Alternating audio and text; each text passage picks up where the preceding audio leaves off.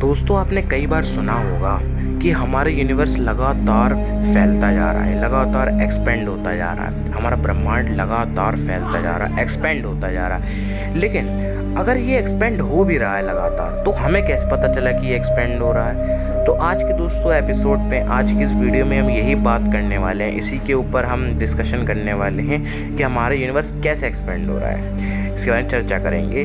तो दोस्तों ऐसी बहुत सारी हाइपोथेसिस हैं, बहुत सारी थ्योरीज हैं फिज़िक्स में जो कि एक्सप्लेन करती हैं कि यूनिवर्स क्यों एक्सपेंड हो रहा है। लेकिन उनमें से दो हाइपोथेसिस ऐसी हैं जो सबसे फेमस है। जो सबसे पहली हाइपोथेसिस है वो है डार्क एनर्जी, और जो दूसरी हाइपोथेसिस है वो है डॉपलर्स इफेक्ट। तो सबसे पहले हम हाइपोथेसिस को यहाँ पर डिस्कस कर लेते हैं, जो कि है डार्क एनर्जी। तो दोस्तों जब बिग बैंग हुआ, ठीक है, जब विस्फोट हुआ तो गैलेक्सीज एक दूसरे से दूर, मैटर एक दूसरे से दूर भागने लगा। जब दूर भागा तो उनमें एक एक्सेलरेशन आया, उसकी वजह से उन पे एक्सेलरेशन जब हुआ तो वो एक दूसरे से दूर भागने लगे। लेकिन साइंटिस्ट लोगों ने कहा कि अब वो लगातार उनकी जो स्पीड है, जिस स्पीड से वो एक दूसरे से दूर भाग रही थी, वो कम होनी चाहिए, क्योंकि ग्रेविटेशनल फोर्स गैलेक्सी का भी, तो अब आपको पता है ग्रेविटेशनल फोर्स क्या होता है।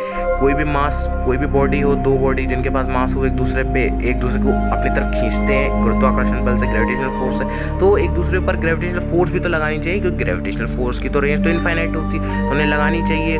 और ग्रेविटेशनल फोर्स, और उस ग्रेविटेशनल फोर्स के कारण उनकी स्पीड लगातार कम होनी चाहिए, यानी कि वो डीएक्सेलरेट होनी चाहिए, यानी कि स्पीड लगातार कम होनी चाहिए। लेकिन जब बहुत बार एक्सपेरिमेंट किए गए, टेलीस्कोप से पिक्चर्स ली गई, तो ऐसा देखा गया कि स्पीड उनकी घटने की बजाय और बढ़ रही है। तो कैसे बढ़ रही है? तो माना जाता है एक और एनर्जी, डार्क एनर्जी की वजह से बढ़ रही है। अब जो दूसरा हाइपोथेसिस है, जो कि है डॉपलर्स इफेक्ट का।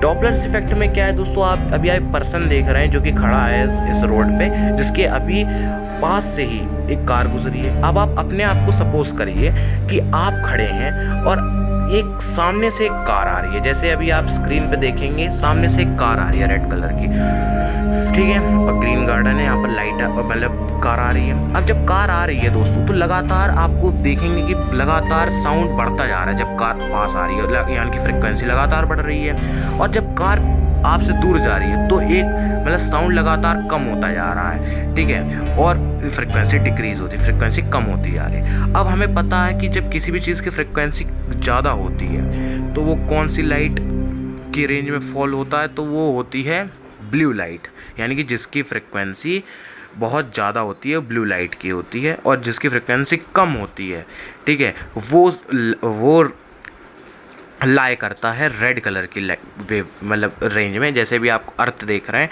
और एक गैलेक्सी यहाँ से दूर जा रही है अर्थ से, अब वो दूर जा रही है तो फ्रिक्वेंसी डिक्रीज़ हो रही है, और हमें पता है फ्रिक्वेंसी डिक्रीज़ जब होती है तो कौन सी लाइट हमें दिखती है? रेड कलर की, ठीक है। अब और इसको ये रेड शिफ्ट बोलते हैं, ठीक है।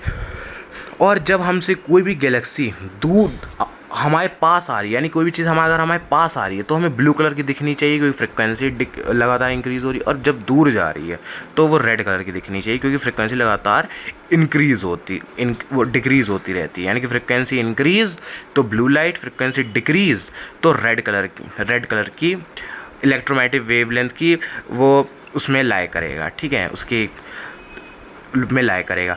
अब देखा गया, बहुत बार एक्सपेरिमेंट करके देखा गया, तो देखा गया कि गैलेक्सी जब दूर हमसे जब जा रही थी तो उनमें रेड शिफ्ट दिख रहा था। और रेड शिफ्ट कब होता है? जब गैलेक्सीज एक दूसरे से दूर जा रही होती हैं, यानी कि अगर कोई चीज़ एक दूसरे से दूर जा रही है तो वो रेड कलर का ग्लो करेगी। तो इस वजह से दोस्तों ऐसा माना जा रहा है कि लगातार हमसे गैलेक्सी दूर जा रही हैं, किसकी वजह से? रेड शिफ्ट की वजह से।